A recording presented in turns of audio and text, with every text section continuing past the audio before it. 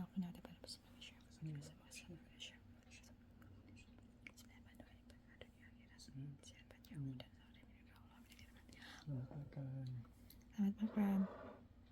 makan. Terong bakar. Bismillah.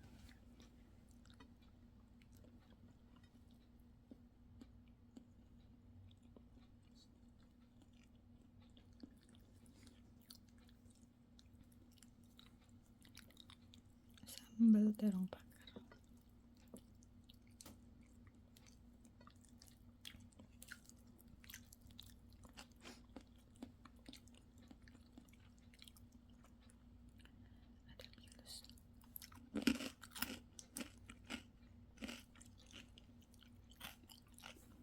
Sambil dengerin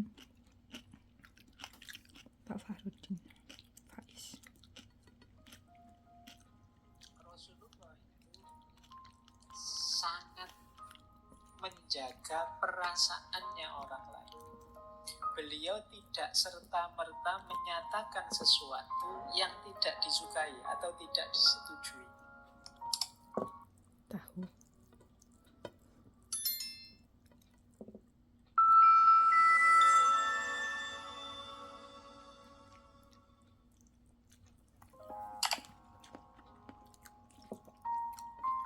Assalamualaikum warahmatullahi wabarakatuh. Waalaikumsalam. Bismillahirrahmanirrahim.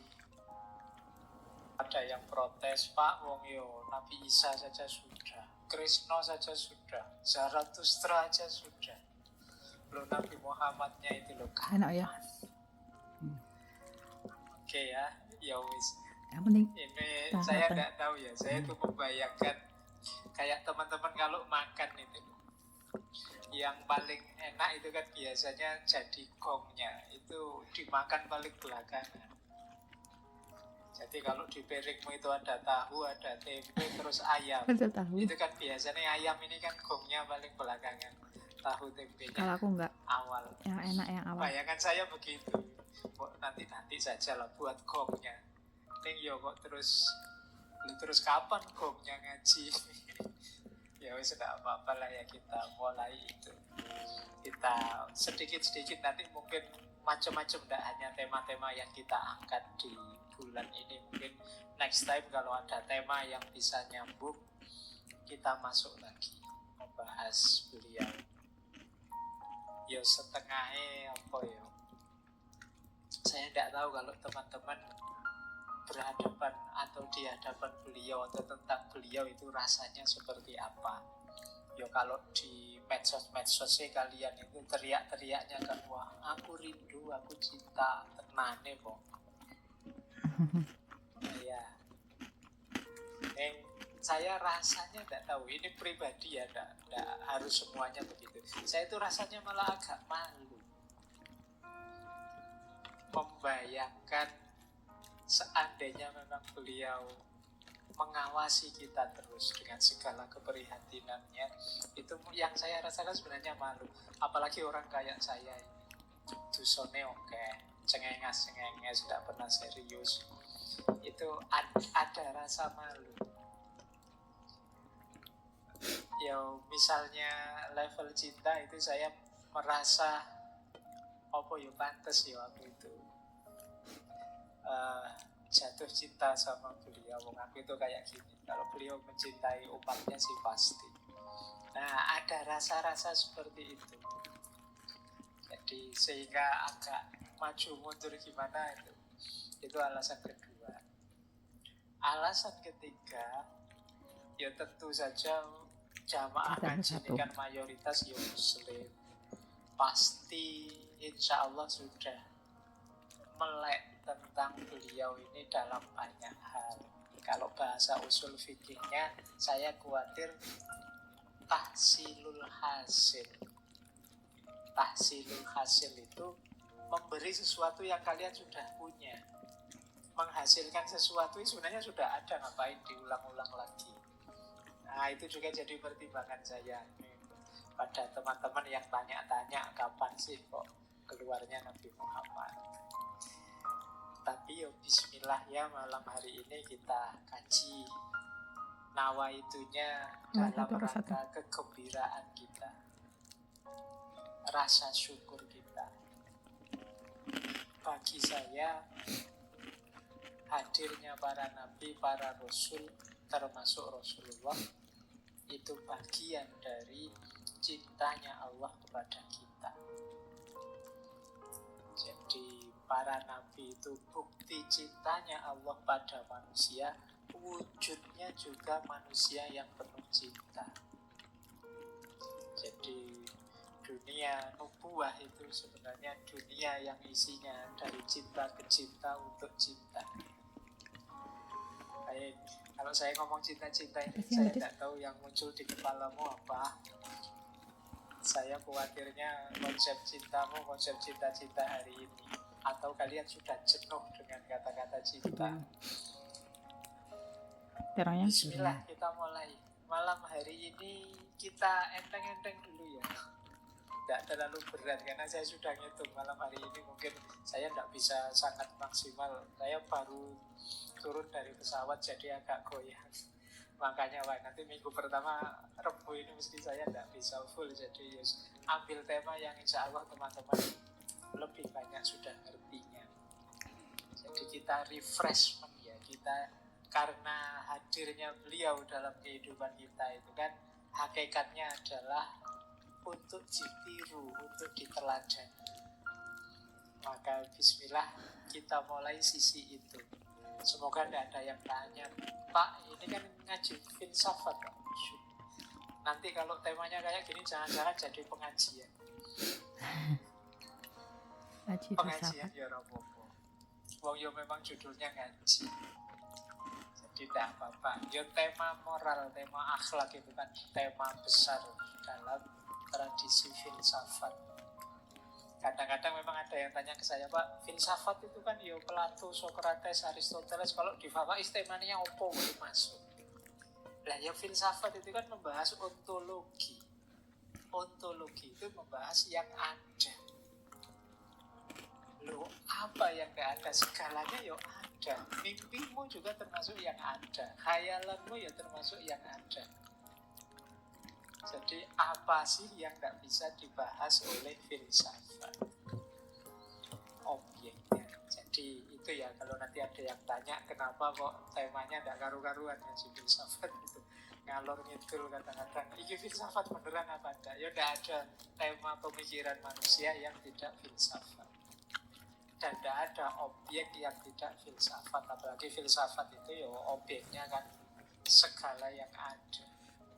Yang itu di filsafat namanya ontologi. Baik, bismillah kita mulai tentang akhlak dan adab kenabian ini. Saya awali dari sini. Kita ngaji beneran malam hari ini. Itu ayat yang biasanya sering disebut kalau kita memulai kajian tentang Rasulullah Muhammad Sallallahu Alaihi Wasallam. Ada kabar dari surat At-Taubah ayat 128 menegaskan kerasulan beliau. Jadi lakot ja'akum rasulun min anfusikum, sungguh telah datang pada kalian seorang rasul dari kalangan kalian sendiri. Yo, rasul itu minna, kelompok kita. Azizun alaihi ma'anittum. Azizun itu berat, sangat berat. Alaihi dalam diri beliau ma'anittum, segala sesuatu tentang kalian.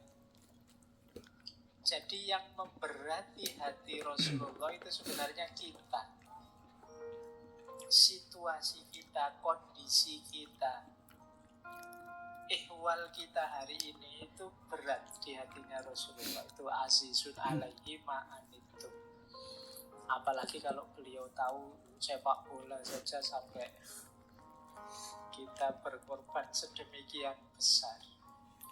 Nah itu ya, hari ini kita punya banyak keprihatinan, yaitu kalau Rasulullah tahu azizun alaihi ma'anittum.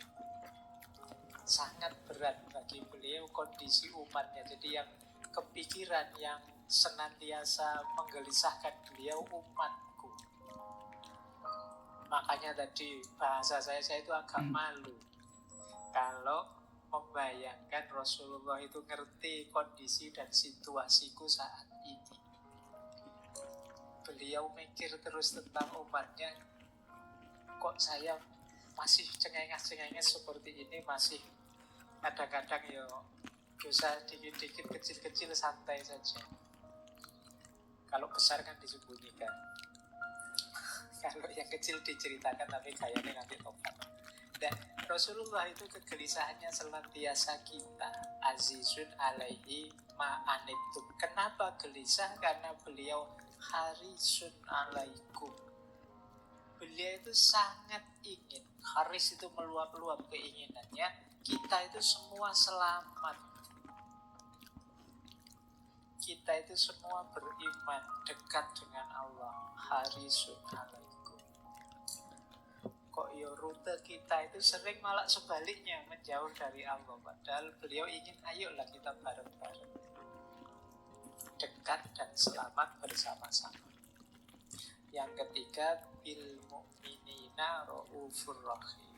Dan beliau ini ya kepada orang-orang yang beriman sangat lemah lembut dan sangat penyayang. Ini ayat ini saja sebenarnya sudah menggambarkan seperti apa beliau. Beliau sosok yang peduli dengan umatnya, menginginkan umatnya mendapatkan yang terbaik dunia dan akhirat. Beliau ini Ra'ufur Rahim, maha penyayang dan lemah lembut. Oke, saya lanjutkan. Terus dikuatkan lagi oleh surat Al-Anbiya ayat 107. Wa ma arsalnaka illa rahmatan lil alamin. Dan tidaklah kami utus engkau wahai Muhammad kecuali sebagai rahmat pada semesta alam. Ini sering sekali kita pakai diksi ini ya, kalimat rahmatan lil alamin itu. Kalau di ayat ini yang rahmatan lil alamin itu Rasulullah. Hadirnya beliau itu membawa rahmat. Jadi menghadirkan kasih sayang, kedamaian di seluruh alam semesta. Untuk itulah beliau diutus. Jadi ini dua dasar yang menegaskan kerasulan beliau. Yang ayat yang pertama tadi laqad ja'akum rasulun, ayat yang kedua wa ma arsalnaka illa rahmatan lil alamin. Jadi baik, jadi ini dasarnya ya, beliau ini utusannya Allah. Nah, tak tambah sedikit quotes, mungkin kalian kurang merasa keren karena ayat Pak. Kok yo ada enggak pengakuan, banyak pengakuan tentang beliau. Tidak hanya dari kalangan muslim. Misalnya itu saya bawa dari Alphonse de Lamartine. Ini beliau penulis, sastrawan, termasuk founding father-nya Prancis modern hari ini. Kata dia, if greatness of purpose, kalau tujuan yang besar, smallness of mean, alat-alat, perangkat, fasilitas yang kecil, yang sederhana, and astonishing result, hasil yang mengagumkan, are the three criteria of a human genius who could dare compare any great man in history with Muhammad. Kalau tujuannya besar tapi fasilitas media peralatannya sederhana dan hasilnya mengagumkan, ini jadi kriteria orang jenius. Jadi kata di Lamartine, kalau orang jenius itu bisa mencapai hal-hal besar dengan alat-alat sederhana dengan fasilitas yang sederhana. Ini kita sebut jenius. Siapa yang bisa menandingi Muhammad? Beliau orangnya sederhana. Jadi bukan dari kalangan yang raja atau kalangan yang konglomerat atau apa. Alhamdulillah. Tapi Hadi atak bisa mana wasaqna wa mencapai jalana hal-hal luar muslimin. biasa. Amin ya rabbal alamin. Loh, kalau Makasih, Pak. ini Makasih. jadi ukuran